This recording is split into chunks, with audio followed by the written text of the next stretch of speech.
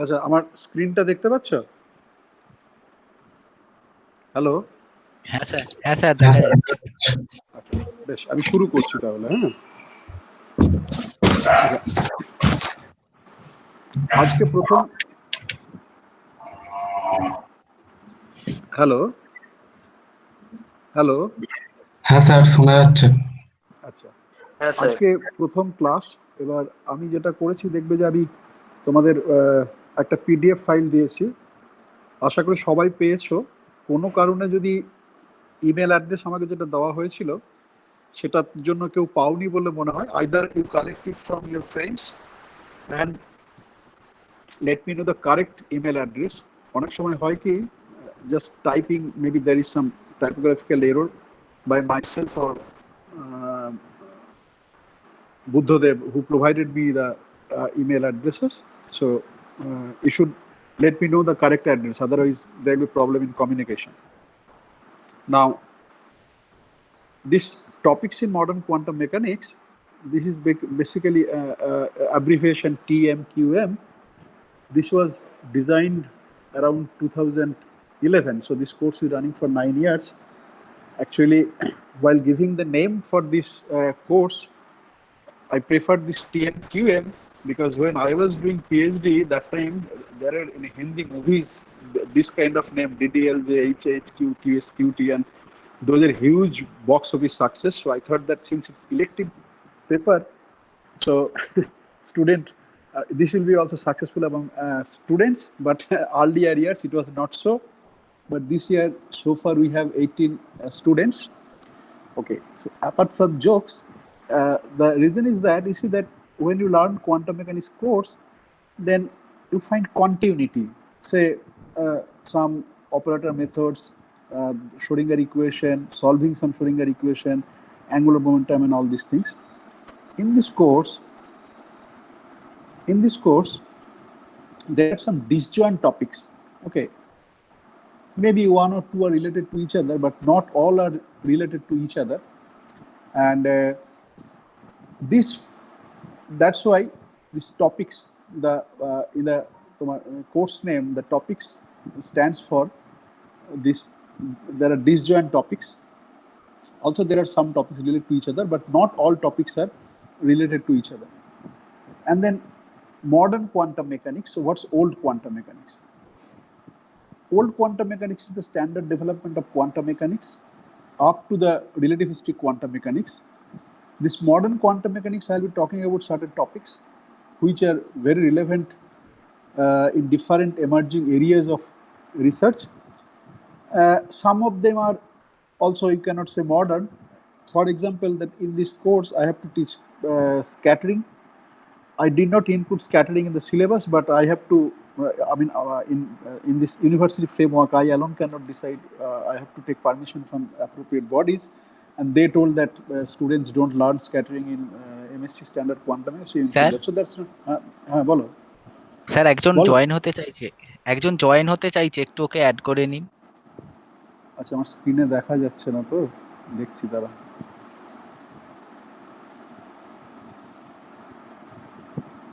দিয়েছি।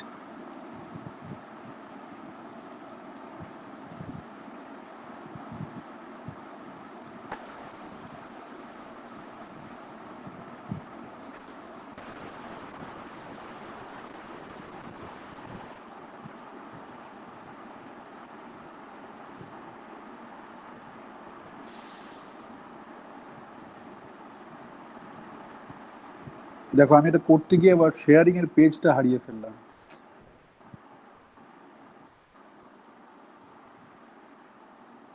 দেখতে পাচ্ছ? হ্যালো, দেখতে পাচ্ছ? হ্যাঁ স্যার হ্যাঁ স্যার। আচ্ছা, বেশ। এবার mostly so that sense scattering is not modern quantum mechanics. This is part of the very much old quantum mechanics, but this is there, number one. Number two, there are certain topics which are certainly beyond the standard quantum mechanics. For example, I will be teaching you supersymmetric quantum mechanics. Okay, and supersymmetric quantum mechanics or supersymmetry is a very vast subject. But the idea of this course is that just to give you the basic concept about the thing, so that if you're interested and if you continue with the higher studies, then you can learn your own or consult with others. At least you have some idea that what the subject it is. So supersymmetric quantum mechanics basically, okay, maybe detail when I teach, I'll talk about that. But you see that there are many symmetries in nature. Supersymmetry is a different kind of symmetry. It predicts that for each boson, there will be an identical fermion. Say, for example, electron is a fermion. So supersymmetry predicts that for electron, there will be a particle which is almost like কিছু electron, শুনতে except পাচ্ছি না কেন আগে জিজ্ঞাসা করলাম তখন তো বললে শুনতে পাচ্ছি, এবার পাচ্ছ? হ্যালো, কাটা কাটা আস্তে আস্তে এটা কি সবারই একই জিনিস হচ্ছে? না স্যার, স্যার পরিষ্কার শোনা যাচ্ছে। ওটা হয়তো ওর নেটের প্রবলেম হতে পারে। অয়নের আমার তো নিজের পরিষ্কার। সমস্যা সমস্যা সম্ভবত স্যারের তাহলে টা বলছি শোনা তুমি যাচ্ছে, একটু আমাদের দেখো। পরিষ্কার শোনা যাচ্ছে। ওকে স্যার ঠিক আছে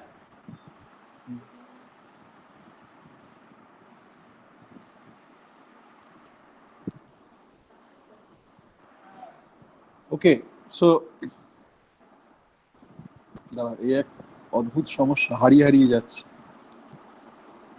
ওকে, নাও just like relativistic quantum mechanics predicts that for each bosonic particle there is a corresponding fermionic particle, in a similar way supersymmetric theory talks about that for each bosonic particle there is a corresponding fermionic particle. Only difference is spin. So bosonic particle corresponding to electron is called S electron, S for supersymmetry. Similarly for all fermionic particles. Unfortunately, it has not been verified experimentally whether nature admits supersymmetry or not. Still we don't know. LHC and other accelerators all over the world, people are working very hard to see whether supersymmetric particle is there or not. Theoretically it's possible, but experimentally it is still not yet observed. And this is basically within the context of particle physics and field theory, and it's a very hardcore mathematical things. But when the subject of supersymmetric field theory was developed, then what happened? Since it is difficult, people thought that quantum mechanics is in some sense limiting cases of quantum field theory.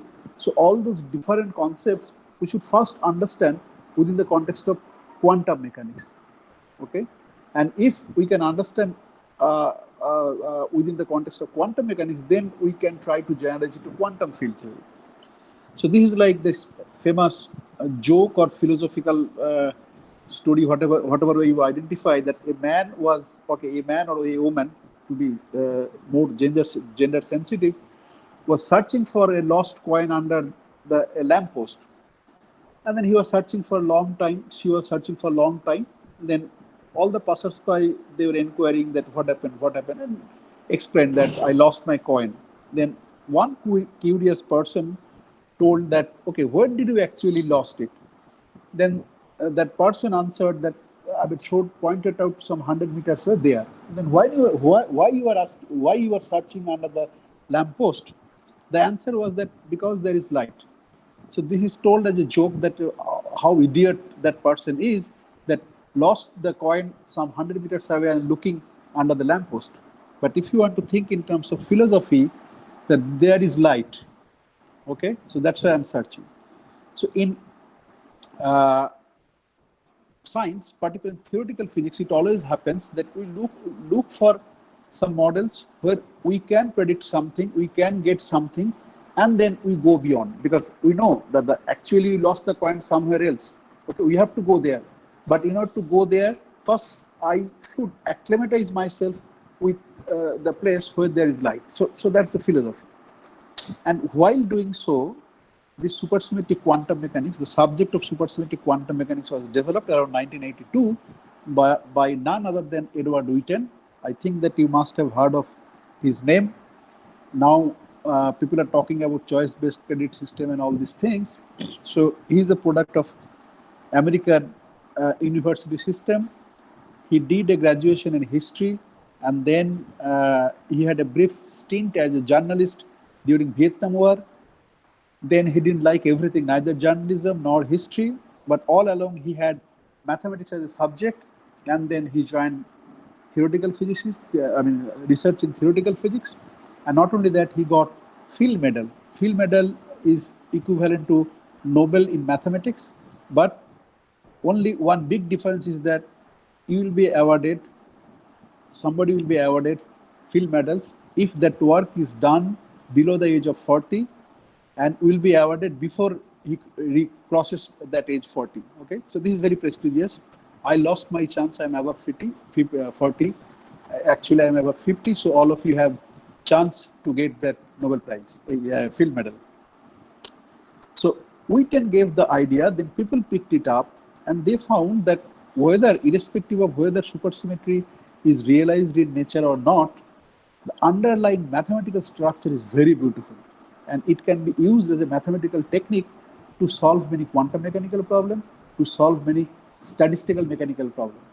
So when I'll be teaching you this supersymmetric quantum mechanics, so you may be curious to know whether supersymmetry is realized by Mother Nature or not, but be assured that whether supersymmetry is realized or not, whatever technique you will be learning, that technique you can apply to a vast range of physical problems, including solving quantum mechanics, solving statistical mechanical problems, and it appears almost in all modern branches where they deal with quantum mechanics.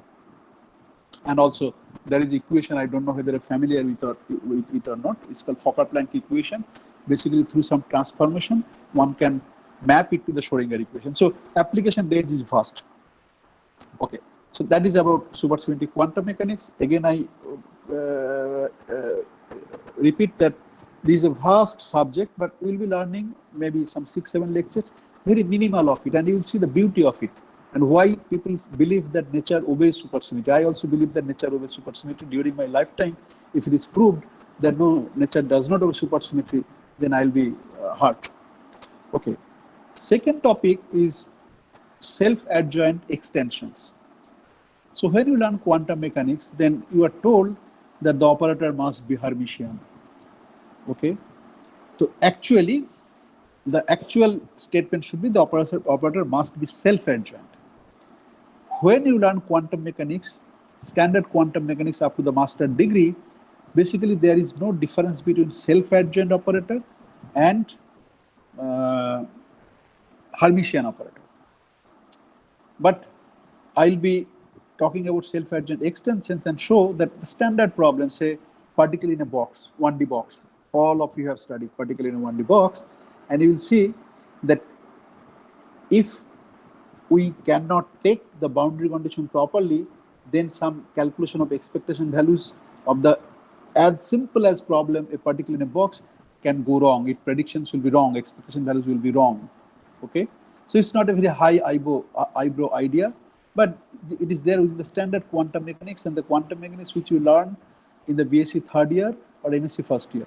Okay, and so we'll learn in bit more detail, given an operator, how to find its adjoint, how to check whether it is Hermitian or not. And with the concept of Hermiticity, there are many ideas, and I have seen that this nowadays CSR, this NET exam also, they are fixing some questions on these ideas, Hermiticity and all these things. Okay, when you learn quantum mechanics, basically you assume or maybe how to throw some surface term that way, but we'll be learning in detail, so that even there is a question in the in CSR or NET get just, you'll be able to answer. Moreover to that, apart from examination, you will get enriched. And then there is a possibility, it's called extension. So a operator may not be self-adjoint, but if it satisfies certain condition, then it can be made self-adjoint through some mathematical procedure. We'll be learning that. And these self-adjoint extensions have again applications, many applications. So for example, if a fast ion moves past a polar molecule, then the polar molecule can capture that charged particle, say electron, only under certain condition, that if electric dipole moment is more than a critical value. So these things with standard quantum mechanics cannot be explained, but with self-adjoint extensions, one can explain it. Similarly, say there are, in the context of black holes, that is called Reissner-Nordström black holes.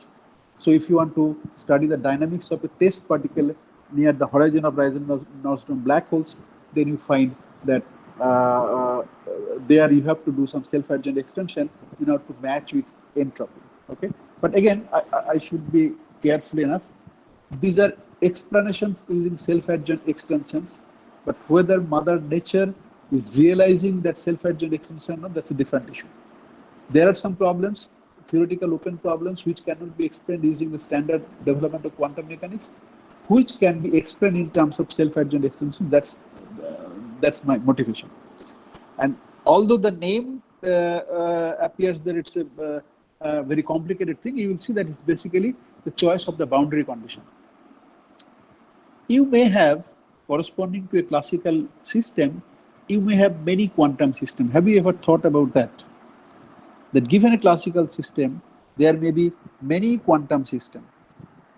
But if you have many quantum systems, corresponding to that, you can have only one classical system. So have you ever thought along this line? মানে বুঝলাম না sir কথাটা। Suppose you have given a classical mechanical Hamiltonian. Okay. আচ্ছা, এখানে হোয়াটসঅ্যাপে কি সব দিচ্ছে যে প্রেজেন্টেশন মোডে নেই, অ্যাকসেপ্ট না কি লিখছে? ইন্দ্রনীল কিছু একটা লিখছে। হ্যাঁ, কি? আপনার স্যার প্রেজেন্টেশনটা দেখা যাচ্ছে না, আপনি বন্ধ করে রেখেছেন কি? না, আমি দেখতে পাচ্ছি। সবারই কি একই অসুবিধা হচ্ছে? হ্যাঁ স্যার। হ্যাঁ স্যার, দেখা যাচ্ছে না প্রেজেন্টেশনটা। হ্যাঁ স্যার, দেখা যাচ্ছে না প্রেজেন্টেশনটা। স্যার আপনার প্রেজেন্টেশন মোড তো অফ আছে বোধহয়, দেখা যাচ্ছে না। প্রেজেন্টেশন মোডে তো দিলাম, এই ঢোকাতে গিয়ে অসুবিধা হলো। যে শুভময় দে, এখন শুভময়কে তো অ্যাডমিট করলাম।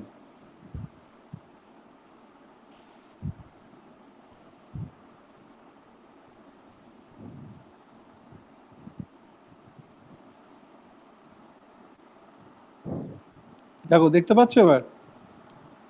হ্যাঁ স্যার, এবার দেখা যাচ্ছে। এই আসলে একটা ছোট আইপ্যাডের মধ্যে এদিক ওদিক যাওয়া আসা করতে হচ্ছে, তো অনেকে এত পরে আসছে। বেশ, ঠিক আছে। ওখানে হোয়াটসঅ্যাপে করো না, যদি কারো দেখতে অসুবিধা, সঙ্গে সঙ্গে মানে আমাকে সরাসরি কথা বলবে, তাহলে অনেক পরে দেখতে পাবো আর কি। ওকে, এখন আবার স্ক্রিনটা খুঁজে বেড়াতে হবে। বেশ, ঠিক আছে, দেখা যাচ্ছে? হ্যালো, হ্যাঁ স্যার, এবার দেখা যাচ্ছে। কি হলো? কে আবার কি বললো আস্তে আস্তে করে? হ্যালো, দেখা যাচ্ছে দেখা যাচ্ছে এবার। আচ্ছা বেশ। এখন আমি এখান থেকে কিছু আলোচনা করছি না, তাও নাও। So that is self-adjoint extension. Again, not more than 7-8 lectures, basic idea, but again, the subject or the underlying mathematics is too much involved. We'll not be going into the details. We'll have some working principles so that any MSc student can solve the problem. So our approach will be that one. No hardcore mathematics. If you love your MSc standard quantum mechanics course and can solve the problem, you can solve this also. Third topic, which if I get some time, I will start today. It's called coherent states in quantum mechanics. In classical mechanics, particularly in the context of optics, you are familiar with the coherent state, right? So how to generalize that coherent state in the context of quantum mechanics? Since my plan is to start with this coherent state, so I am not elaborating on it, but if any one of you is having quantum electronics as special paper, then you know that your next few months is going to be based on coherent state, and also squeezed coherent state. So you'll be learning, Amitabh and Shapanda will also be teaching you about this coherent state. But coherent state is not only about optics. It appears in particle physics, quantum field theory, condensed matter system, atomic physics, any modern branches, quantum theory, quantum computation, quantum information theory. It's basically a kind of basis. Okay. When we get any quantum mechanical system, what we do is that we have some eigenstates and eigenvalues, and you know that eigenstates you can go from one basis to other basis. Still, you can have the same eigenvalues and the equivalent description. So it's basically a kind of change of basis, but it has some applications everywhere, including the observation of gravity waves, that LIGO detection based on this coherence and squeeze states. Okay, there are many in the entertainment industry also. There is application of coherent state. In the industry, hardcore industry also, there is applications of coherent state, laser, measure, everywhere. Okay, so we'll be talking about no application part, only we'll be talking about the theoretical part. I believe that general student who are not opting for special paper like quantum electronics should be familiar with coherent state and squeeze states. Okay, so that is one thing. Another thing, and one more thing I would like to repeat again and again is that ECG Sudarshan. You may have heard of ECG Sudarshan. Have you heard of ECG Sudarshan? Anybody? No sir. Yes, sir. ECG, বলো হ্যাঁ sir শুনেছি। কি করতেন? ওই তো, উনি বলেছিলেন যে লাইটের থেকে বেশি ভেলোসিটিতে যাওয়া সম্ভব। তুমি খুব বড় বড় জিনিস শুনেছো। আচ্ছা বেশ, ঠিক আছে, you are right. Tachyons. Okay, but actually he's famous for tachyons, but you see that Weinberg-Salam model, electric theory of Weinberg-Salam model, for which Glashow, Weinberg and Salam got the Nobel Prize, that the previous stage of that theory is called V minus A theory, weak interaction theory. He has a significant contribution, and many people believe that he should have got the Nobel Prize for that contribution, number one. Number two, he has a huge contribution in coherent state in the context of, okay? So a few years back when this Nobel Prize was given for coherent state, again, there are many people, they thought that Sudarshan should have been given a Nobel Prize. So he's one Indian, he died last year or 2 years back, I don't remember. So, living a theoretical physicist, but he was working in USA, and he missed Nobel Prize for twice. Actually, he's too arrogant. Okay, so people say that he's so arrogant, so people don't like him and all this. And these are all stories, okay? Because somebody is doing science or scientists, that doesn't mean everything has to be very good, because they're human beings. They have different personalities.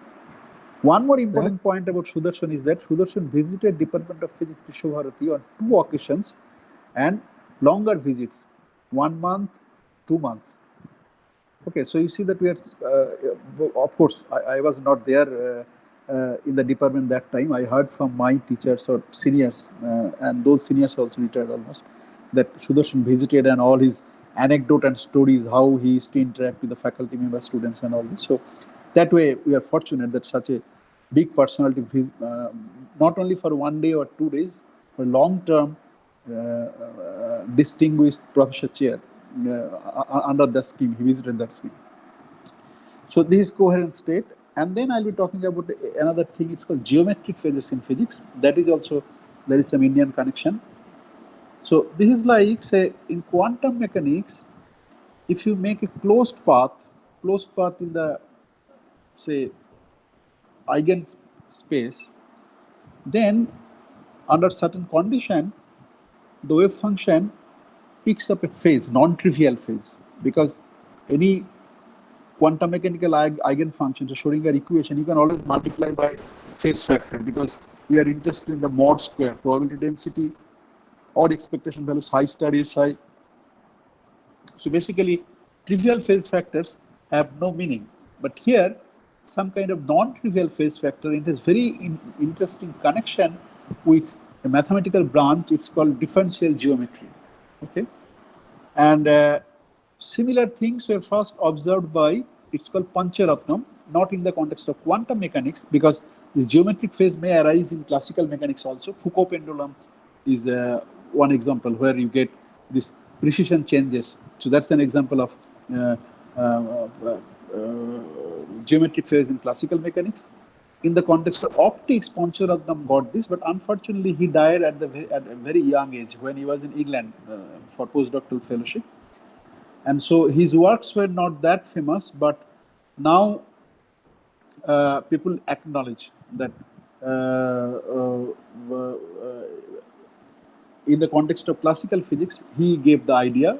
So since this is classical, it's known as Pancharatnam phase. And Michael Berry, around 1982, he gave the idea, this geometric phase, and you'll see when I'll be talking about detail, that when the quantum mechanics was developed, then people thought of this thing and then discarded that no, this is not possible. But Berry, he just one or two assumptions, changed the assumptions and found that no, we can get a non-trivial phase. So you can think, say, if we roughly consider 1925 to be the time for development of quantum mechanics, 1925 to 82, almost 60 years. So that's why I always tell the students that whenever you are learning something, you learn from the scratch and ask everything. Even some Nobel laureate is telling in front of you, forget about myself, that this is true. Never accept that unless you are convinced. Okay, and that's why you will see the history of science that breakthrough ideas always come from the younger generations, because when people get old, they always, I mean, there is some kind of brain mapping, and they always think that oh, this has to happen, right? So so they accept the way they learned it. But the younger generation, when they're learning, they question why it will be like that. Let me see. What are the assumptions? Are the assumptions valid? Without that assumptions, can I do anything? And in fact, supersymmetry also, people, there is called no-go theorem. No-go theorem means this cannot happen. If one can prove that those are called no-go theorem. 70s, people had no-go theorem, and very famous scientists, that this cannot happen. The supersymmetry cannot happen.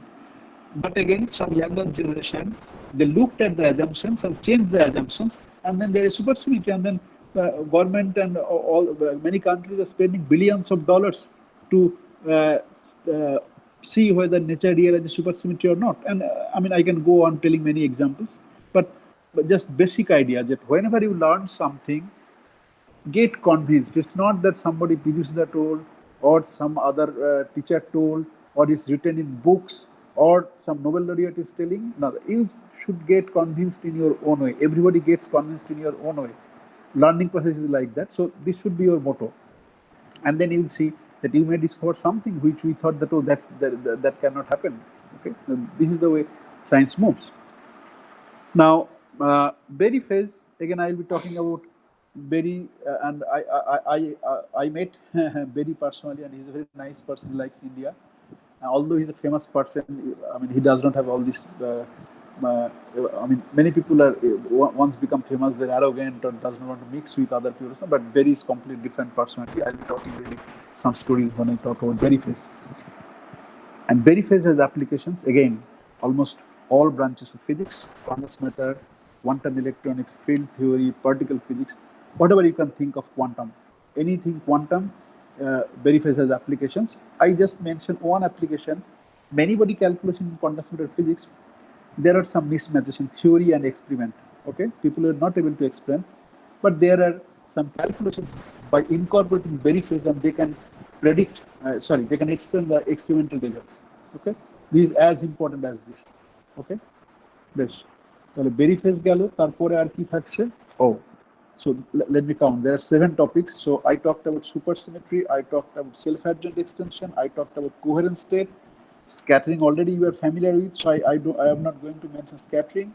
I talked about Berry phase. So আরো দুটো বাকি থাকছে, কি বলো তো? দেখেছো কেউ syllabus? আচ্ছা, I remember. Sir, geometric phases. That is Berry phases. Okay, geometric phase is the general term. I'll be talking about the geometric phases, general term. So This introduction I talked in terms of Berry phase only. So that is basically under the geometric phase. Now I remember. One more topic is path integral quantization. Path integral quantization is that when you quantize a classical system, there are different methods. The method we follow in the or all over the world, where first introducing to the student, is called canonical quantization. What is canonical quantization? You have Poisson bracket relation involving canonical variables Q and P. We promote it to the commutator with appropriate factor. Okay, so roughly speaking, that's the canonical quantization, and that's the way you have learned your quantum mechanics. But there are many other ways to quantize a system. One such method is path integral quantization. Have you heard of Richard Feynman? Anybody? Yes, sir. How many? Yes কে sir শোনোনি বলো, আমি তো বুঝতে পারছি না কে Yes, কথা sir. বলছেন। Yes, sir. আচ্ছা। So Richard Feynman single-handedly devised this path integral quantum mechanics. If you are familiar with these 3 volumes of lectures in theoretical physics, then you know that he has a very intuitive way of arguing, and based on that, he devised that path integral quantization. Okay. Now again, there is a full-fledged elective course, path integral quantization, offered by Srikanto, but unfortunately first year only one student took, but that course was not offered because only one student, and after that probably it is not even announced, but we have a course, full-fledged course on, and this elective course, path integral quantization. So here I will be talking about very minimal thing, the how to quantize oscillator using path integral formalism. And you will get bored, and you will see that I can solve harmonic oscillator using, say, canonical quantization, using operator method, Anderson creation operator, or Schrodinger equation much easier. Why we have to do all these complicated things to quantize harmonic oscillator? But the problem is that there are many theories, particularly in the context of statistical mechanics, where this canonical quantization scheme is much more difficult than path integral quantization. I first mentioned statistical mechanics because many of you may not like concepts from particle physics, but statistical mechanics, whatever you do, at some point you may have to use statistical mechanics. And field theory, of course, there are something called non-abelian gauge fields, so non-abelian field theory. Quantizations of these theories using canonical quantization is very difficult. There are appearance of ghosts. A scientist talking about ghosts, but actually the names are ghosts. Okay, so we have to engage ourselves in ghost busting. It's very difficult for non-abelian gauge theories involving this canonical quantization. But path integral quantization, if some of you get chance to study non-abelian gauge field theory using path integral quantization, as well as using, say, canonical quantization, you will see the difference, why path integral quantization is much more preferred than canonical quantization. And in fact, many places people don't teach canonical quantization. First they teach path integral quantization. So again, we'll be learning very minimal of it, just to give you idea. If you pursue a career in higher studies in any branches of physics, then if you have interest, you may learn on your own. But this is again vast subject.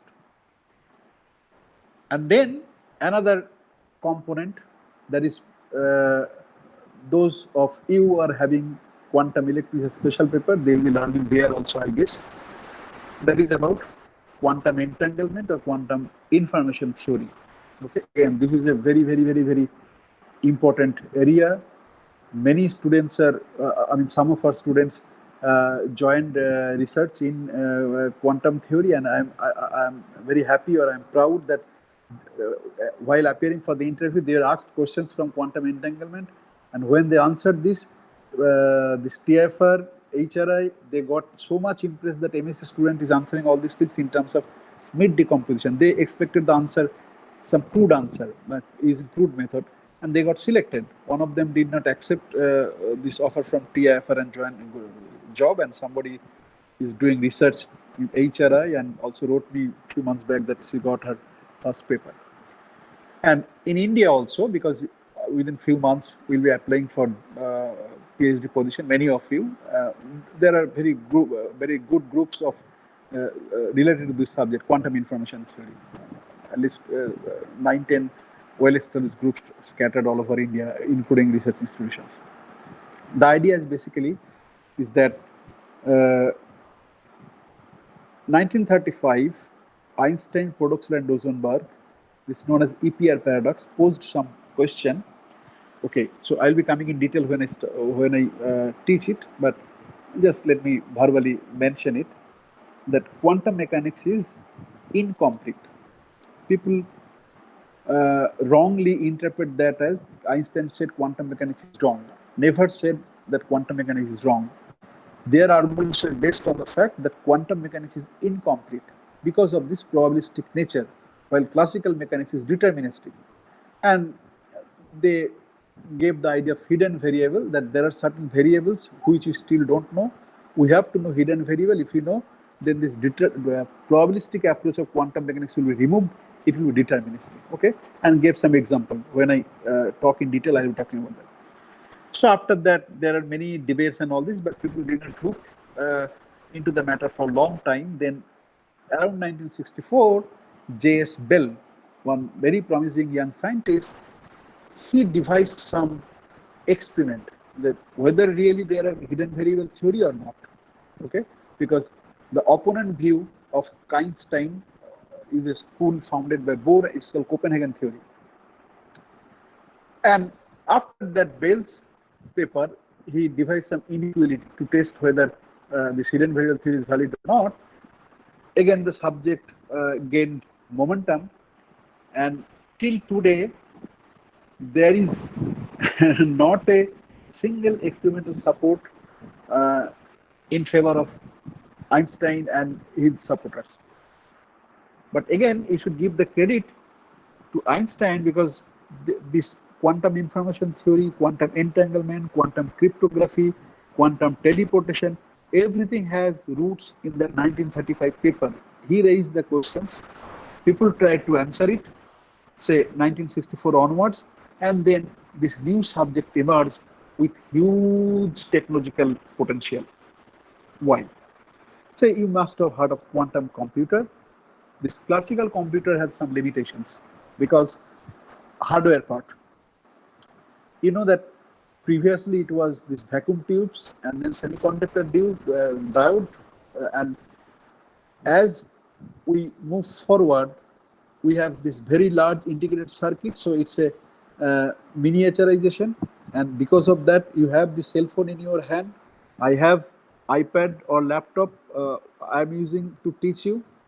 But 1950s, if you come across some professors or if somebody from your family or friends, you'll see that when they used to do computation, this one computer with equivalent or less power of a standard desktop nowadays or laptop used to take the size of your, say, your MSc seminar hall that's designed for the MSc final year student. That seminar hall, it used to take time, and interfacing problem was there.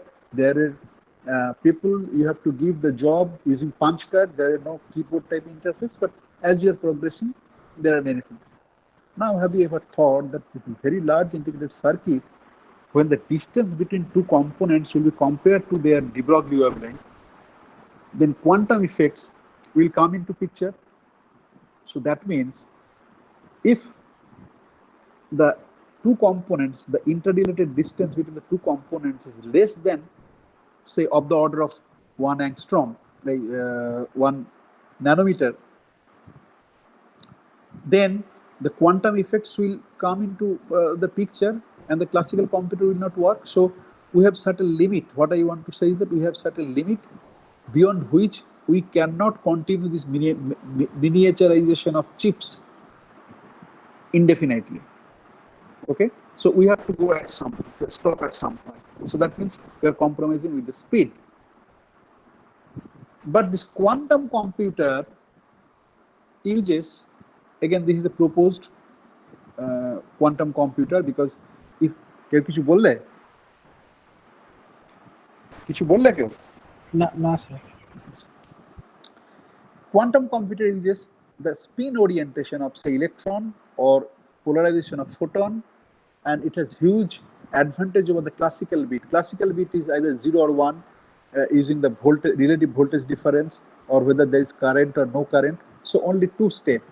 But if you use the superposition principle of quantum mechanics, then using single spin, and if you take a superposition of spin up state and spin down state, you get because you know that spin up with some coefficient plus spin down with some coefficient. Then mod square, sum of the mod square of those two coefficients should be equal to 1. That you know from standard quantum mechanics.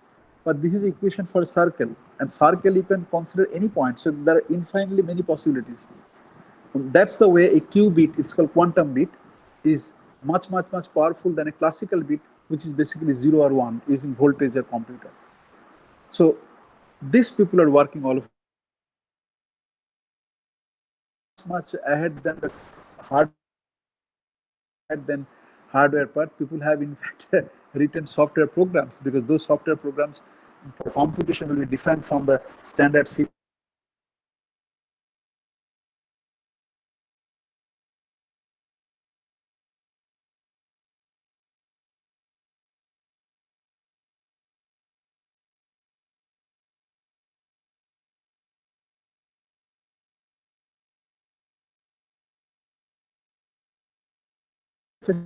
Is a very a quantum state to prepare, and then that state is destroyed. So these are decoherence. So that's the problem of having quantum computer. But few years back, MIT, they devised a quantum computer which can perform single-digit calculation. But if you get Chinese calculator, it can do many things, and you pay some 5 rupees or something like that. And they celebrated heavily, because you can understand that what a great success. And here and there you will see some advertisement that, okay, we have devised quantum computer, something like that. But it may be fast. It may be very fast compared to the known computers. But quantum computers are defined as computers which are based on the quantum mechanical principle. If a computer is very fast, that does not mean that it's a quantum computer. It has to be based on underlying quantum principle, particularly the superposition principle. And people have estimated certain calculations, which with the traditional computer, if you want to perform, it might take years, 1,000 years, 100 years, but with the device of a quantum computer, we can do it 7 days. And this is very important for science. Apart from the speed is very important for science. So, for example, many things we study using, say, numerical computation. And numerical computation has limitations. Even if you want numerically, it's very difficult, and it takes computer time. Okay, so that way it's very challenging. Then there is quantum cryptography. Cryptography is the branch where you code it. Okay, where you code some words. Say, I say my name is Khan. Okay, now suppose my code is I shift each alphabet by 2 alphabet after it. Say my name is MY. So I write it as O Y. If I shift by 2, Z, and then I take the cyclic order. So ZA. So OB. For my, I wrote OB. This way I shift all the letters. So this is some kind of cryptography, but very elementary cryptography. Say primary school children, they play with them. Okay, but there are very good codes. But you know that this banking, hacking, this ATM card, internet banking, very often you hear that they have cracked, and there are fraudsters. They are siphoning off money from individual accounts. But if you can get a code based on quantum mechanics, then it may be difficult and theoretically impossible to crack that code. So this quantum cryptography is important from that point of view for day-to-day life. Say we do some kind of online transactions or deal with bank ATMs. Okay, so if you can implement quantum cryptography, then maybe that somebody siphoning off my money by some hacking the system is not possible. And also for military purposes, also for bureaucratic purposes, or any confidential information preservation, it will have very important effect. Then there is another subject, it's called quantum teleportation. Quantum cryptography may be on site, say ATM machine, bank, on your home, you are working with your laptop. But teleportation is that how to send communication or information without losing any information. Because when you are transmitting something, say even the electric signal, it gets deteriorated, right, with time. Even if you go to this canal, somebody canal, you will see that there is a falls near somebody. So there, the idea is that you give kinetic energy, so that it's coming from the Shivri, this Moiraki dam. So it has passed a long way, so it lost its momentum, but you get artificially created kinetic energy so that it will go move further to say Salar, Murshidabad, and all this. Okay, so similar things, telecommunication. You can see near Shikha Bhavana, this behind Pranav's food stall, there are 2 towers. Okay, so there is a loss and we want to minimize the loss. And if during this loss information gets distorted, no hacking, nothing, if it gets distorted, then it's difficult. I want to send something to say Italy, and on the way the information got lost, part of the telecommunication. So it's so the recipient will not understand what I sent to him or her. So this is part of quantum teleportation. Of all these things are related to this quantum entanglement and the thing I am talking about. And again, we'll be learning very elementary things. The Bell's inequality is part of standard quantum mechanics course in many Indian universities even. Of course, quantum entanglement part is not taught, but again, we'll be learning only 2-bit quantum mechanics, 2-bit system, and there are many open problems in quantum entanglement for which even hardcore mathematicians are also working all over the world. Okay, open problem. We'll not dig into that, but of course I will tell you the problem, because you are younger generation, you have the power to think in a new way, and maybe some of you take research, continue research in this field and give something to the world, which we did not get earlier. Okay, so this is the rough sketch of whatever I am going to teach you, and as you can see, these are disjoint objects. So that's what I said, that is topics, different disjoint topics. But of course, I mean, inherent underlying threat is that all are quantum mechanical, and some connections you will find from here and there. Okay, now next class, you have class somebody. Car class আছে তোমাদের?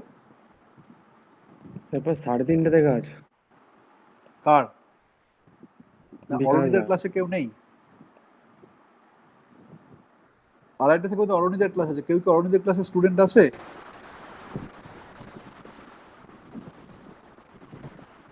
কেউ কথা বলছে না যে? না, কেউ নেই মনে হয়, কনভিন্সড। বেশ, আমি একটু শুরু করি, যদি কারোর আপত্তি না থাকে। হ্যাঁ, কিছুক্ষণ পর ছেড়ে দেবো। কিন্তু এইটা বলো তো, ল্যাপটপে এটাকে ফুল করা যায়, এইটাতে ফুল করতে পারছি না বলো তো, মানে প্রেজেন্টেশন মোডটা কেউ জানো? প্রেজেন্টেশন মোডটা করলে তোমাদের ক্যালকুলেশন গুলো দেখতে সুবিধা হবে আর কি।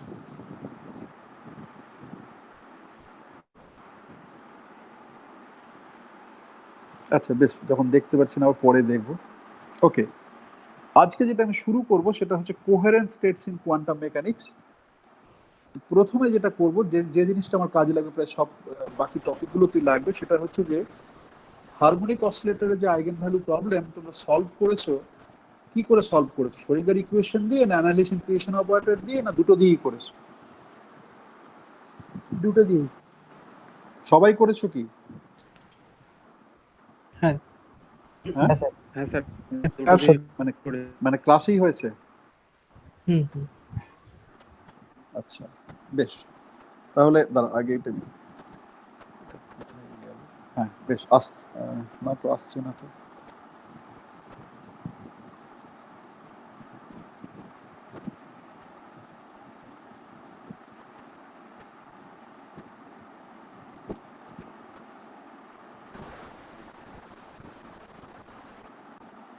আচ্ছা বেশ, এটা আমি আমাকে পরে দেখতে হবে, এটা আসছে না ঠিক মতো করে। দেখো এইটা হচ্ছে গিয়ে, মানে এটা দেখতে পাচ্ছ সবাই? বলছি দেখতে পাচ্ছ? হ্যাঁ স্যার। হ্যাঁ sir. This standard harmonic oscillator Hamiltonian. দেখতে পাচ্ছ না পাচ্ছ না? হ্যাঁ স্যার পাচ্ছি। হ্যাঁ স্যার পাচ্ছি। বেশ। So this is standard harmonic oscillator Hamiltonian in quantum mechanics. This is the standard momentum operator. M is the mass of the oscillator, omega is the angular frequency, and q is the coordinate. Okay, there is no doubt about that. Now we'll be working in dimensionless variables. Why okay, so I got it. Dimensionless variable. Why do you work with dimensionless variables?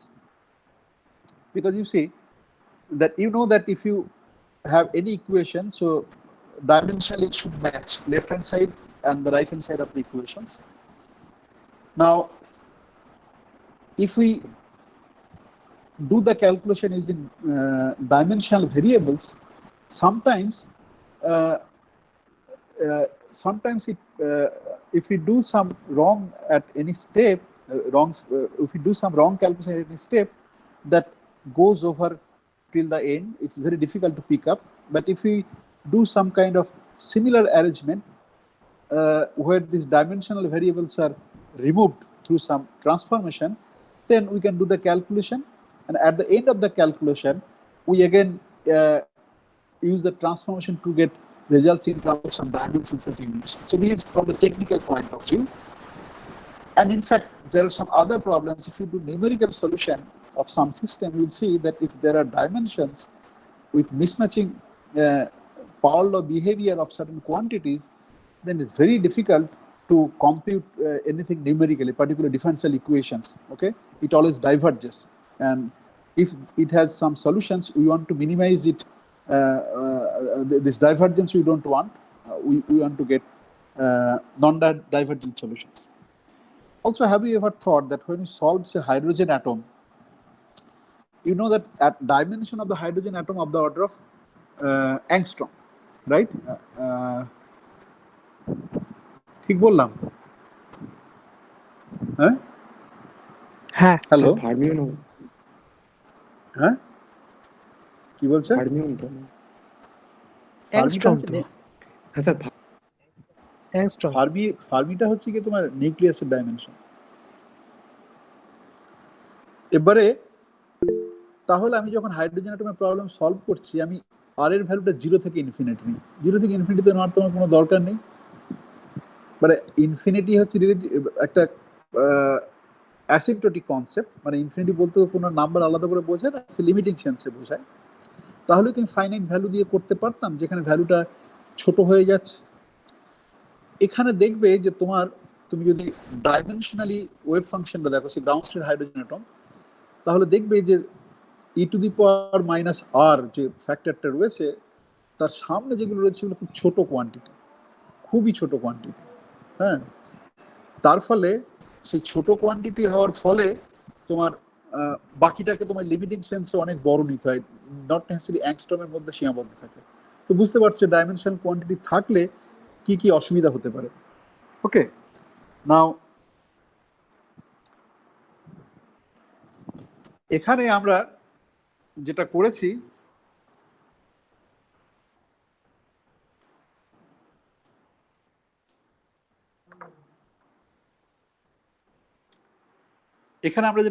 দেখো Q কে আমরা define করেছি √h/2m omega x, আর curly P K define করেছি, এখানে একটা typographical error আছে।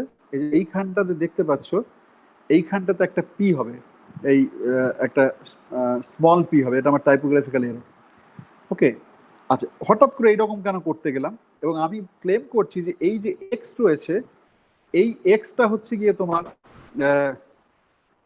Dimensionless, আর এখানে যেটা আমার এখানে ওঠেনি, পি থাকবে একটা, সেই পিটা হচ্ছে গিয়ে তোমার ডাইমেনশনলেস। কেন বলছি দেখো, আমি এখানে যে কোয়ান্টিটি গুলো রেখেছি তাতে একটা এইচ বার আছে, এইচ বারের ডাইমেনশন হচ্ছে M L square T minus one, angular frequency dimension T inverse. তাহলে তুমি এই দুটো যদি গুণ করো এইচ বারের ওমেগা, তার ডাইমেনশন হচ্ছে M L square T minus two, আর এম ওমেগার ডাইমেনশন হচ্ছে, তুমি এম এর ডাইমেনশন সিম্পলি মাস, ওমেগার ডাইমেনশন টি ইনভার্স, এইটা তুমি পাচ্ছ। ঠিক আছে, এবারে তুমি কি দেখতে পাচ্ছ যে এই এইচ বার আর এই যে এম ওমেগা, একে যদি একে অপরকে দিয়ে ভাগ করে দিই তাহলে রুট ওভার এইচ বার ওমেগার ডাইমেনশনটা এল হচ্ছে। দেখতে পাচ্ছ কি? মানে উত্তর দাও। হ্যালো, হ্যাঁ স্যার। হ্যাঁ স্যার। দেখতে, বেশ, যদি দেখতে পাচ্ছ তাহলে কিউ এর ডাইমেনশন হচ্ছে গিয়ে লেংথ, রুট ওভার এইচ বার এম ওমেগা তারও ডাইমেনশন হচ্ছে লেংথ। বাঁ দিকের ডাইমেনশন ডান দিকের ডাইমেনশন যদি সমান হতে হয় তাহলে এক্স হচ্ছে ডাইমেনশনলেস, তাই তো? এইখানে যে একটা ফ্যাক্টর রয়েছে টু, সেই ফ্যাক্টরটা হচ্ছে কি জাস্ট একটা ম্যাটার অফ কনভিনিয়েন্স। ডাইমেনশনলেস করার জন্য দুই ফ্যাক্টরটা না দিলেও চলে, তুমি অন্য যা খুশি দিতে পারো, কিন্তু এই দুই ফ্যাক্টরটা দিলে এটা ক্যালকুলেশনের সুবিধা হয়, একটা বেশ নাইস ফর্মে লেখা যায় বলে দুই ফ্যাক্টরটা দেওয়া রয়েছে। Most important for writing it as dimensionless variable is that h bar and m over factor. আচ্ছা, নাও এরপরে দেখো যে পি এর কার্লি পি এর সঙ্গে রয়েছে এগেন রুট ওভার টু, যেটা রয়েছে সেটা হচ্ছে গিয়ে matter of convenience M H cut omega. আমি উপরে যা লিখেছি সেখান থেকে দেখো যে এম এইচ কাট ওমেগার ডাইমেনশন হচ্ছে গিয়ে মোমেন্টামের ডাইমেনশন।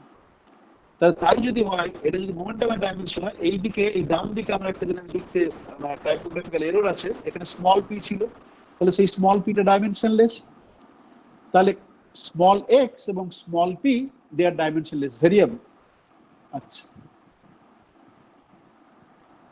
এবারে আমি যদি আমার যে হ্যামিল্টনিয়ান, যেটাকে আমি কার্লি দিয়ে এক্সপ্রেস করেছি, সেইটাতে তুমি যদি পি আর কিউ এখানে যেটা লিখেছো যদি বসিয়ে দাও, বসে সিম্পল দুটো লাইনের ক্যালকুলেশন করো, তাহলে দেখতে পাবে যে কার্লি এইচ, এটাকে তুমি লিখতে পাচ্ছ H bar omega into H, যেখানে এইচটা হচ্ছে simply P square plus X square by four. There is no H bar, এই এইচ এর ডেফিনেশনে লাল জায়গাটার মধ্যে no H bar, no M, no omega, right? আর এইচ বার ওমেগার ডাইমেনশন কি? এইচ বার ওমেগার ডাইমেনশন কি? হ্যাঁ, ml square T inverse hello, energy energy, হ্যামিল্টনের Energy ডাইমেনশন dimension. এনার্জি হওয়ার কথা। তাহলে কার্লি এইচ এর, হ্যাঁ ঠিকই বলেছো, তাহলে কার্লি এইচ এর ডাইমেনশন এনার্জি, ডান দিকে শুধু এইচ বার ওমেগা একটা আছে, তাহলে বাঁ দিকে এনার্জি ডান দিকে এনার্জি মিলে গেল, তাহলে এমনি যে এইচ রয়েছে সেই এইচটা হচ্ছে ডাইমেনশনলেস, তাই তো? অসুবিধা হচ্ছে? হ্যাঁ স্যার। বেশ, ঠিক আছে, let me go to the next. Q আর পি দিয়ে আমার যে এটাকে হাইজেনবার্গ অ্যালজেব্রা বলে, মানে যেটা স্ট্যান্ডার্ড কমিউটেশন রিলেশন তোমরা পাও যে Q P commutator is equal to i h bar. I হচ্ছে ইমাজিনারি আই আর এইচ বার হচ্ছে গিয়ে তোমার প্ল্যাঙ্ক কনস্ট্যান্ট। তাহলে প্রিভিয়াস পেজ যেটাতে ছিল, সেই প্রিভিয়াস পেজে তুমি কিউ এর ভ্যালু দেখো, পি এর ভ্যালু দেখো, গুণ যদি করো দেখো টু এম ওমেগা কেটে যাচ্ছে, আর এখান থেকে একটা এইচ বার ফ্যাক্টর, রুট ওভার এইচ বার ফ্যাক্টর, এখান থেকে রুট ওভার এইচ বার ফ্যাক্টর, কিউ আর পি যদি আমি গুণ করি তাহলে বেসিক্যালি আমার একটা থাকছে এইচ বার ফ্যাক্টর থাকছে, তাই তো? এবারে তাই হয়েছে, আই এইচ বার পড়ে থাকছে, আর কিছু নেই। বাঁ দিকে আই এইচ বার আছে, ডান দিকে আই এইচ বার আছে, তাহলে x P in terms of the new variables this simply I. Clear? হ্যাঁ স্যার। বেশ, sir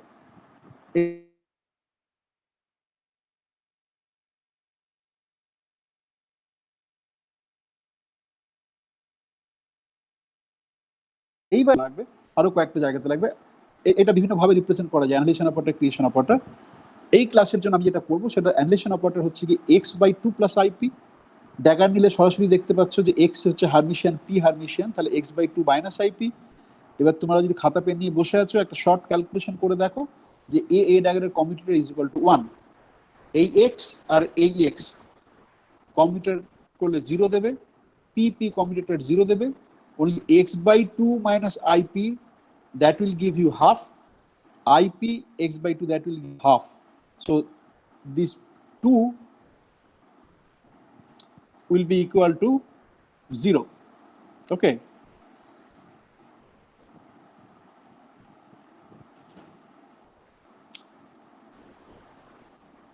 Now we define number operator as a dagger a, and you can check again that your Hamiltonian, যেহেতু তোমরা করেছো বলে আমি স্টেপগুলো jump করেছি, h is equal to a number operator n plus half.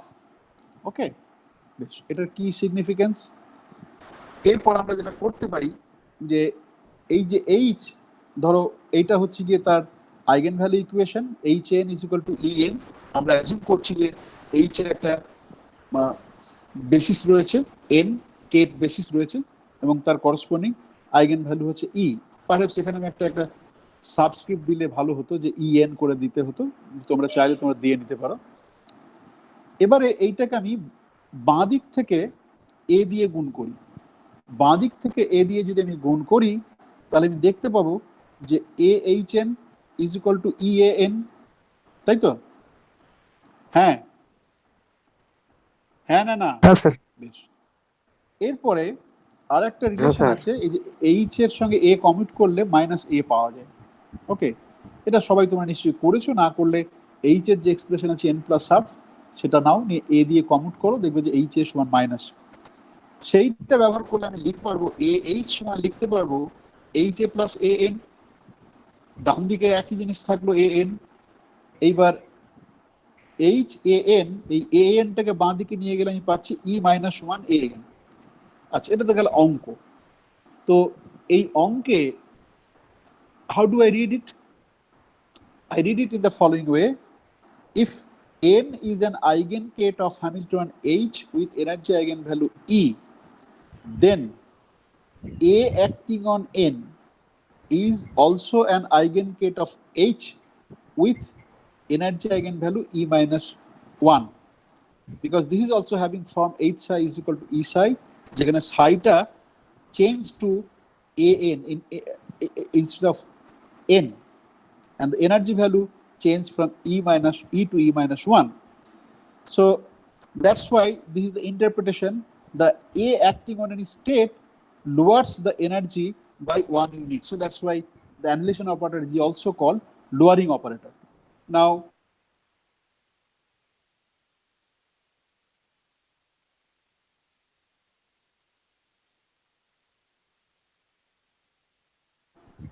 I'm not giving you this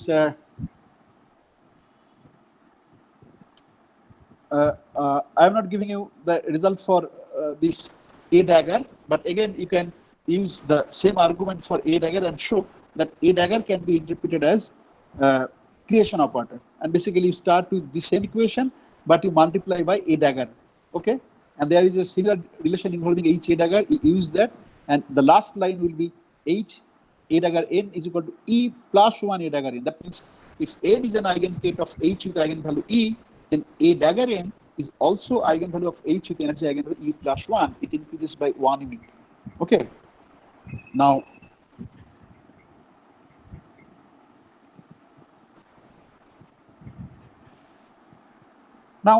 what about eigenstates and eigenvectors? You see that, can you follow this argument?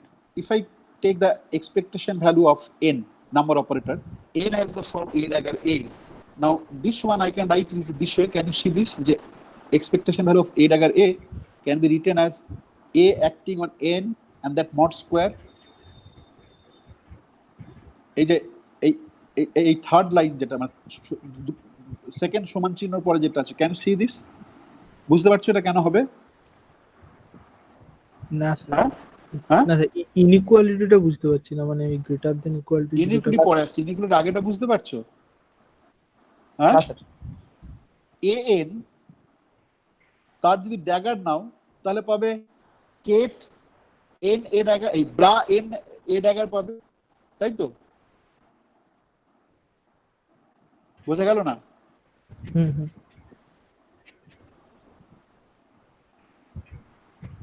দাঁড়াও, পেনটা আবার কোথায় গেল? হ্যাঁ, আমার বোর্ডটা দেখতে পাচ্ছো? হ্যাঁ স্যার। আমার বোর্ড হ্যাঁ দেখা যাচ্ছে।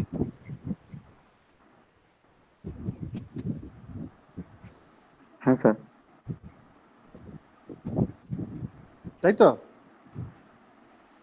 হ্যাঁ স্যার।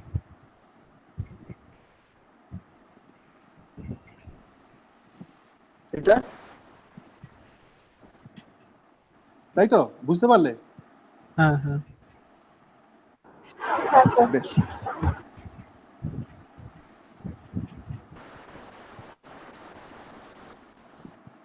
দাঁড়া, আবার কোথায় হারিয়ে গেল।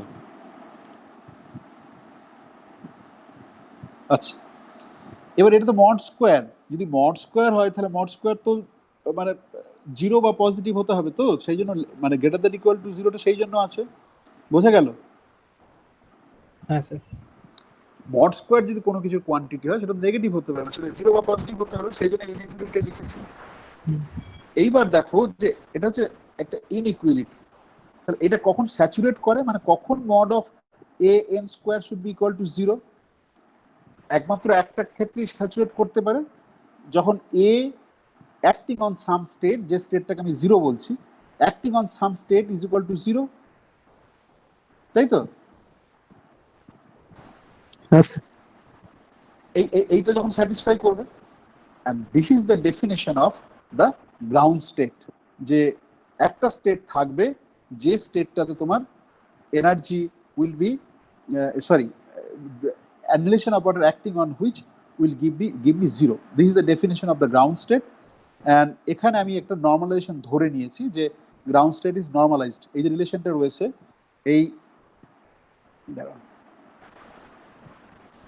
এই রিলেশনটা রয়েছে, এই রিলেশনটার মানে হচ্ছে যে গ্রাউন্ড স্টেট ইজ নর্মালাইজড।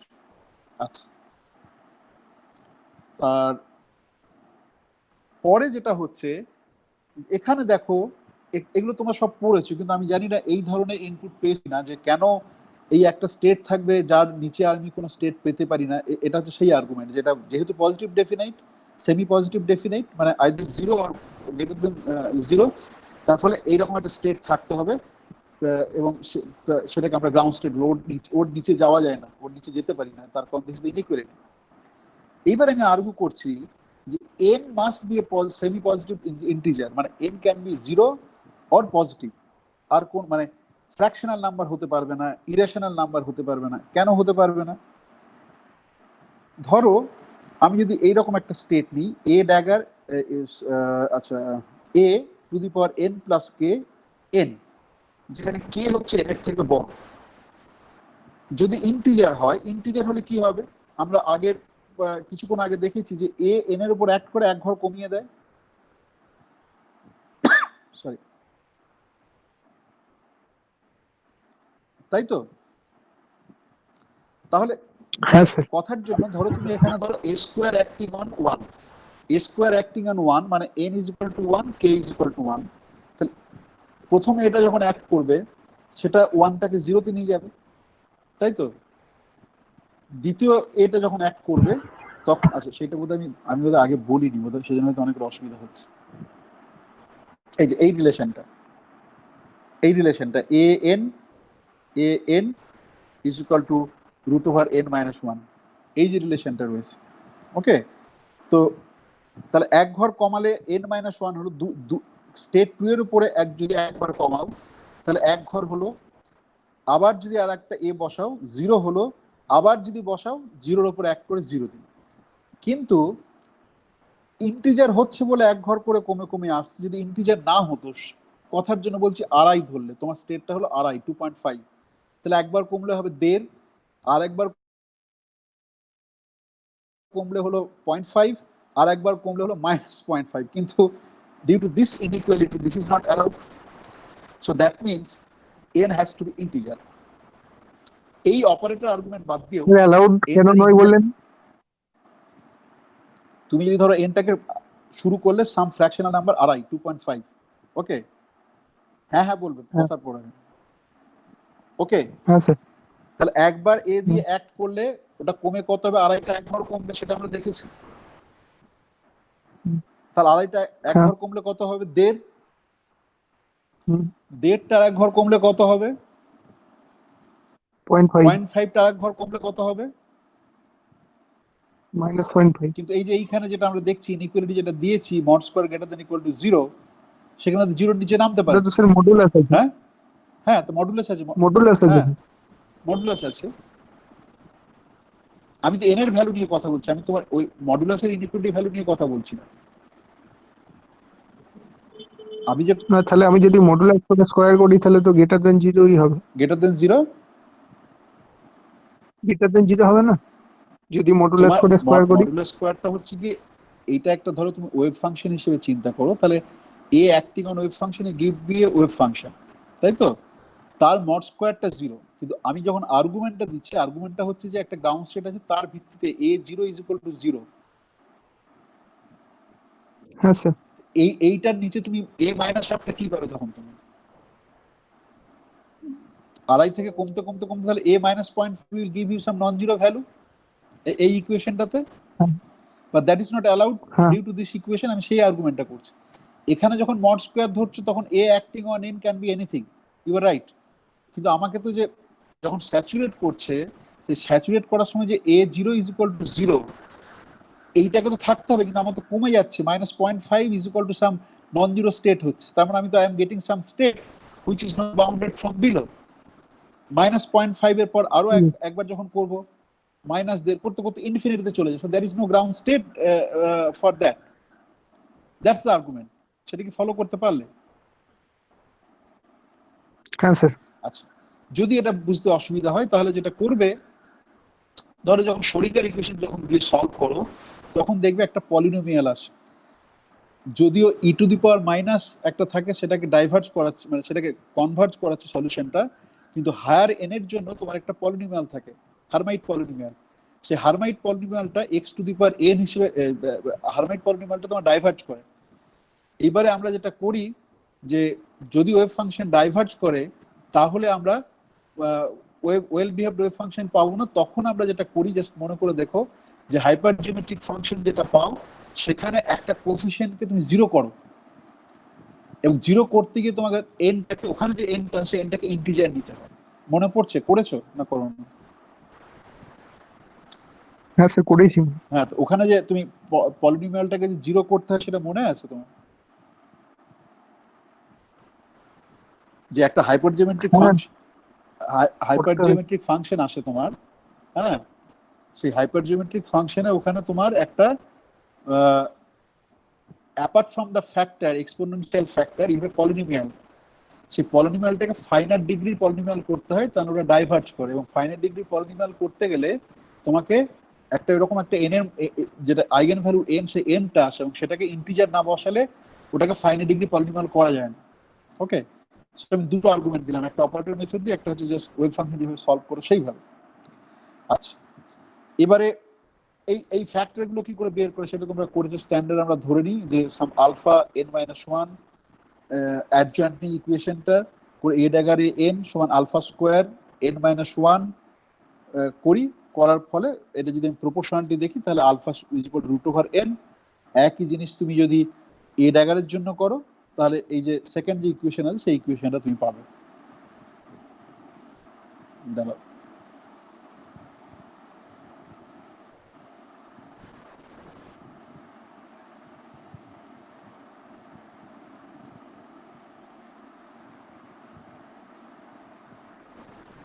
আচ্ছা আজকে এই পর্যন্ত থাক, কারণ আমার একটা মিটিং আছে। তো পরের দিন যেটা শুরু করব, মানে কালকেই আছে class.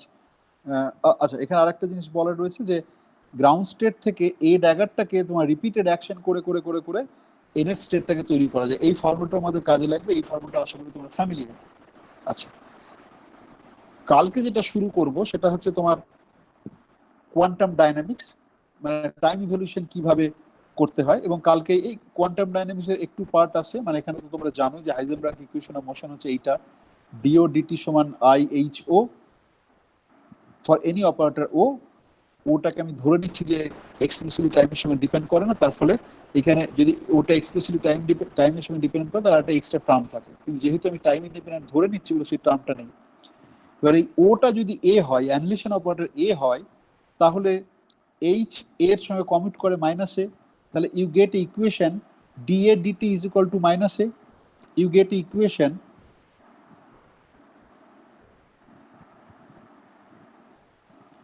you get equation d, আচ্ছা এই এটা তো নেই, you get equation dA dt is equal to minus a, এটাকে যদি সলভ করে তোমার সলিউশন হবে এইটা, at is equal to e to the power minus it a0 মানে a operator at time t is equal to 0, কিন্তু আমি ওই বারে ব্র্যাকেটের মধ্যে 0 লিখতে অসুবিধা হবে বলে for simplicity we denote a0 as simply a হিসেবে ডিনোট করব, ঠিক আছে। এবার একই জিনিস তুমি যদি a ড্যাগারের জন্য করো, a ড্যাগারের জন্য করলে তুমি দেখতে পাবে যে ইকুয়েশনটা আসবে d a dagger dt is equal to i a dagger। Solve করলে আগে মাইনাস সাইন ছিল, এখন প্লাস সাইন, তুমি পাবে a dagger t সমান e to the power it a0। Again a0টা আমরা যেটা করব, আমরা সরি a dagger 0, আমরা a dagger 0টাকে সিম্পলি a dagger হিসেবে কনসিডার করব, ওকে। তো এইটা আমাদের কাজে লাগবে, আমরা কালকে যে, আজকে আমি আর পড়াবো না কিছু, এটা আমাদের কালকে যেটা কাজে লাগবে, আমরা কেন কোহেরেন্ট স্টেটের কথাটা ভাববো, এবং কোহেরেন্ট স্টেট খুব পুরোনো জিনিস, যদিও মডার্ন কোয়ান্টাম মেকানিক্স আমি রেখেছি, এটা ডেভেলপমেন্ট অফ কোয়ান্টাম মেকানিক্সের সঙ্গে এটা ছিল। তো আমরা তিনটে ভাবে মোটিভেট করার চেষ্টা করব, আমি তোমাদের যারা বাড়িতে একটু কাজ করতে ইচ্ছুক তারা করে দেখবে, যে ক্লাসিক্যাল হারমোনিক অসিলেটর যখন আমি সলভ করি তখন আমি দেখতে পাই কি না xt একটা cos ওমেগা টি বা sin ওমেগা টির মতো বিহেভ করছে, তাই তো, হ্যাঁ কি না? হ্যালো, আছো না নেই? হ্যাঁ। এবার এখানে আমরা এই যে গ্রাউন্ড স্টেট বা এক্সেল স্টেট তৈরি করলাম, সেটাতে আমরা যদি xt এক্সপেকটেশন ভ্যালু বের করি, তাহলে আমি দেখবো যে সে ক্লাসিক্যাল বিহেভিয়ারটা নেই। ইনফ্যাক্ট xt যদি এক্সপেকটেশন ভ্যালু ক্যালকুলেট করি কি হবে, অনেকেই বলতে পারবে যে আমি ধরো গ্রাউন্ড স্টেটে x এর এক্সপেকটেশন ভ্যালু হারমোনিক অসিলেটরে কি হয়, 0। কেউ বলতে পারবে? খুব সোজা কিন্তু, যে x এর expectation value in the ground state of harmonic oscillator কি হবে? হাফ পেজ পর ওমেগা না 0। হ্যাঁ, কে বললে? নাম বলো, মুখ দেখতে পাচ্ছি না। শ্রেয়সী মুখার্জি। হ্যাঁ বলো, শ্রেয়সী বলো, যুক্তি বলো। ঠিক বলেছো, তোমার উত্তরটা ঠিক, যুক্তিটা বলো। লজিক জানি না স্যার। হ্যাঁ, লজিক জানি না স্যার। তাই এটা বললে হয়? তোমরা পড়াশোনায় এত ভালো, লজিক জানি না। দুটো দিক ভাবে দেখো, যে একটা হচ্ছে যে তুমি যদি ওয়েভ ফাংশন হিসেবে দেখো, হ্যাঁ বলো বলো, নামটা বলো, নামটা বলো। হ্যালো হ্যাঁ স্যার, কুন্তল সামন্ত। হ্যাঁ বলো। হ্যাঁ স্যার, বলছি ওটা ক্যালকুলেশন করতে গেলে হ্যাঁ স্যার ফর্মুলাতে বসালে তো স্যার ওটা ইভেন ফাংশন চলে আসছে না?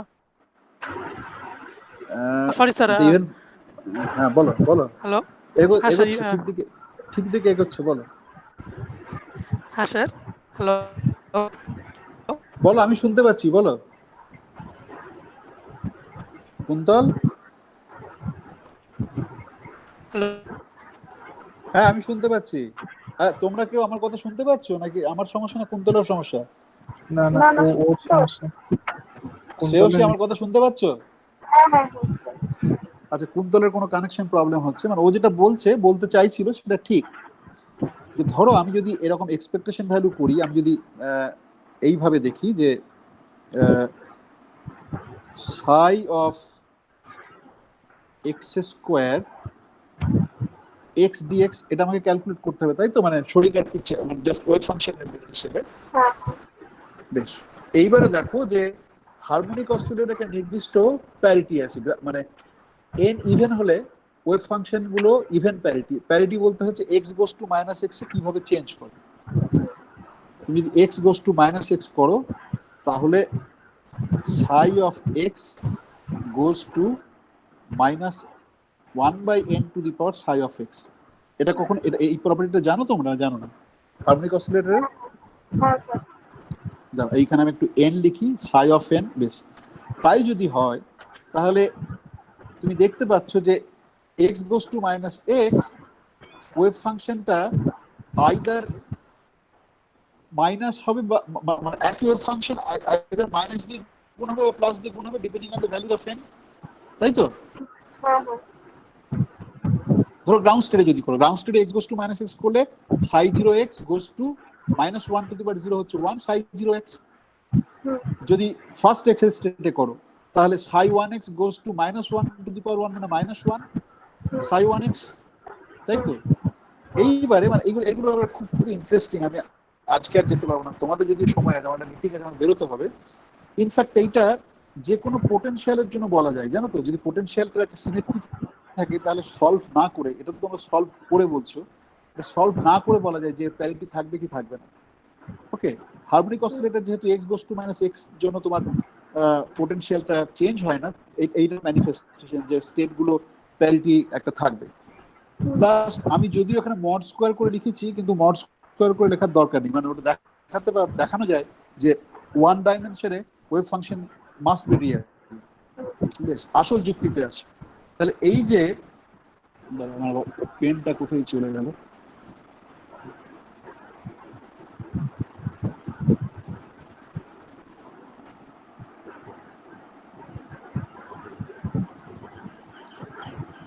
এই যে তুমি, আমি অন্য কালি চাইছিলাম পাচ্ছি না এখন।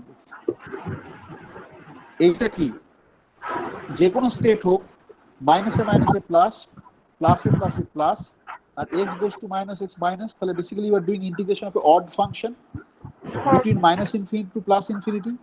তাহলে অড ফাংশনের integration minus infinity plus infinity করলে কি হয়? জিরো। জিরো। এবার ওই একই জিনিস তুমি যদি অপারেটর ফর্মে করো, অপারেটর ফর্মে করলে তোমার আসবে জিরো। তোমার এ ড্যাগারের ডেফিনেশন আছে, সেখান থেকে তুমি এক্সটাকে লিখতে পারবে এ প্লাস এ ড্যাগার করে লিখতে পারবে। আমি যে লিখেছি তুমি বাড়িতে গিয়ে দেখো সবাই, তাহলে এবার দেখতে পাচ্ছ যে এ প্লাস এ ড্যাগার, এটা এ জিরোর উপর অ্যাড করলে জিরো দেয়, এ ড্যাগারের জিরোর উপর অ্যাকশন জানা নেই, মানে কেটের উপর জানা নেই, কিন্তু এ ড্যাগারের ব্রায়ের উপর অ্যাকশন জানি, সেটা জিরো। এটা is equal to zero, simply তুমি করতে পারবে।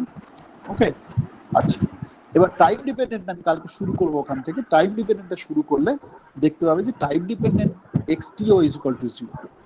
কিন্তু আমরা যে এত ক্লাসিক্যাল মেকানিক্স করলাম, সেখানে যে এটা কস ওমেগা টি বা সাইন ওমেগা টির ব্যবহার ছিল, সেটা কোথায় গেল? সেরকম কোনো কি স্টেট আছে? সেটা আমাদের এক প্রশ্ন হবে। উত্তর হবে হ্যাঁ, coherent state is like that state that behaves like a classical oscillator. বেশ, নাম্বার 2 প্রশ্ন আমি যেটা তুলবো সেটা হচ্ছে, আমরা তো হাইজেনবার্গ আনসাইন রিলেশন জানি, del x del p greater than is equal to h bar বা এইচ বার বাই 2। যে গ্রেটার দেন ইকুয়াল টু রয়েছে, আর there any state for which del x delta p x is equal to h bar by 2, মানে সমান হয়? কোন state কি আছে যে সেটা স্যাচুরেট করে? The answer is yes, coherent state. Okay, আর কি দিয়ে কোহেরেন্ট স্টেট ব্যাখ্যা করা যায়?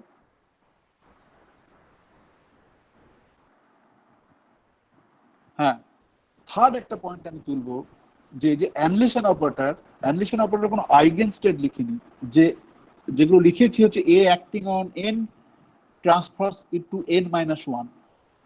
আইগেন স্টেট কাকে বলি না, কোনো একটা অপারেটর একটা স্টেট ভেক্টরের উপর অ্যাড করে সেই স্টেটটা কি ফেরত দেয় মাল্টিপ্লাইড বাই সাম কনস্ট্যান্ট। সেই কনস্ট্যান্টটা রিয়েল হতে পারে, কমপ্লেক্স হতে পারে, পজিটিভ হতে পারে, নেগেটিভ হতে পারে।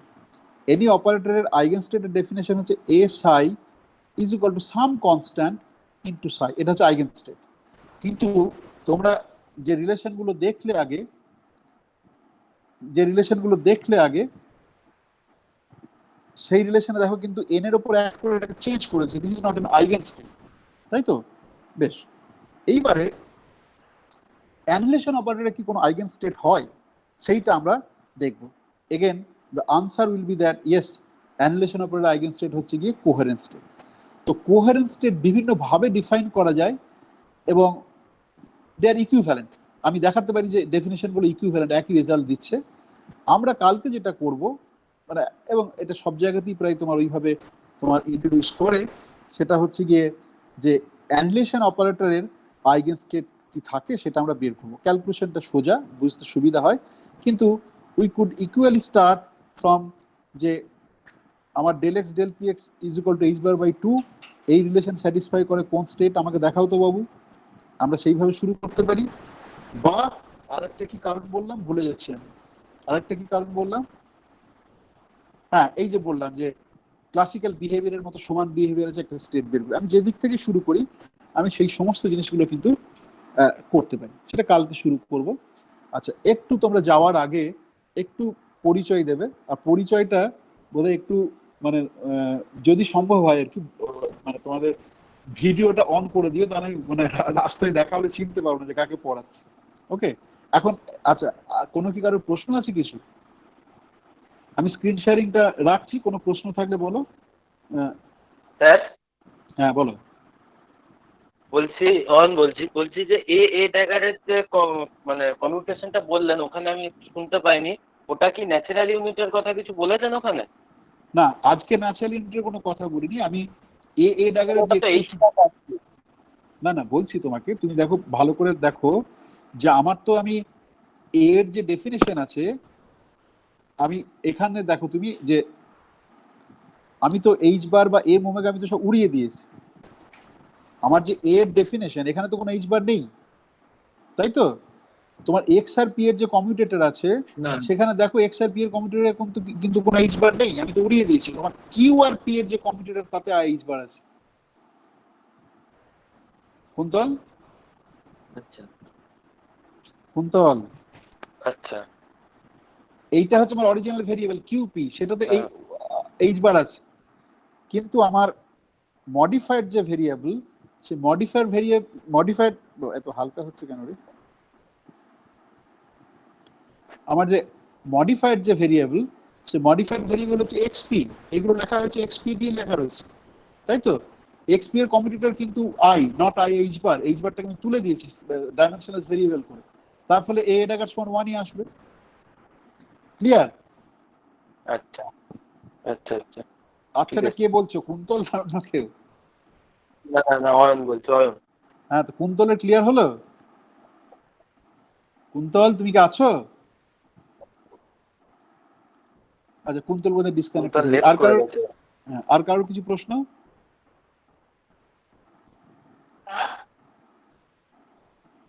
আর কারোর কিছু প্রশ্ন? বেশ, থাকলে কালকে করো, কালকে আবার ক্লাস আছে। আমার সঙ্গে একটু শুধু আলাপ করি তোমাদের সঙ্গে।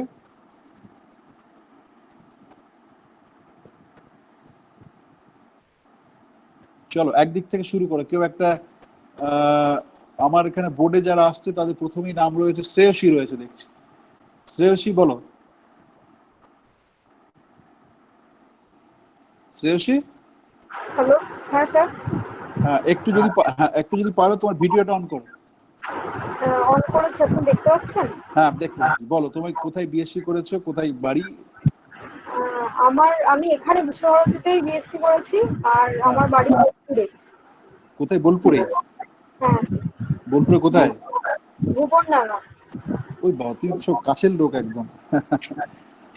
পাঠভবনে পড়াশোনা করেছো? হ্যাঁ। আচ্ছা বেশ, ঠিক আছে। আশা করি দেখা হলে চিনতে পারবো। এমনি মুখটা চেনা লাগছে, ডিপার্টমেন্টে দেখেছি সবাইকেই, কিন্তু পড়াইনি, তার ফলে সবাইকে হয়তো নামের সঙ্গে মুখের পরিচয় নেই। আচ্ছা ঠিক আছে, এরপরে হচ্ছে অয়ন। হ্যাঁ স্যার। হ্যাঁ, ছবিটা দেখি, একটু মুখটা দেখি। আচ্ছা বেশ। হ্যাঁ দেখতে পাচ্ছি, না বলো এবারে। হ্যাঁ